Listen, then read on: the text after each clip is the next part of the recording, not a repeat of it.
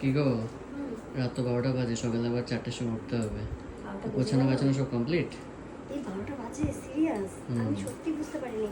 হ্যাঁ, গোছগাছ ডান। এক জায়গায় বেরোয়ার আগে মনে হয় কি কাজের শেষ থাকে না, বিশ্বাস করো।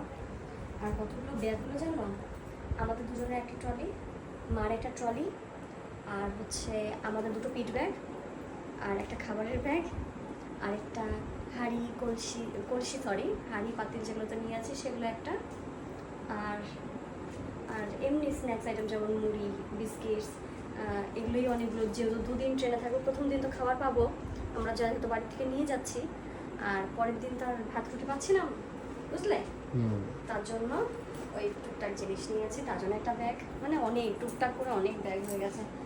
আর এটাতে একটা গোপি ড্রেস আছে, বুঝলা? তুমি যেটা আনলা এটা তো প্যাকিং করে দেবো। এটা এখন প্যাকিং করে রাখবো, বাবাকে বলবো ডেলিভারি করে দিতে। চলো তাহলে আজকে ঘুমিয়ে যাই, বহুত রাত হয়ে গেল। আমরা কালকে ভোর 5টায় বের হয়ে যাবো না বাড়ি থেকে, 4টার দিকে উঠতে হবে। আর কালকে থেকে কন্টিনিউ কোথায় থাকছি, কী খাচ্ছি, কোথায় ডাক্তার দেখাচ্ছি, সব তোমাদের আপডেট আমি দেবো। Tata, good night.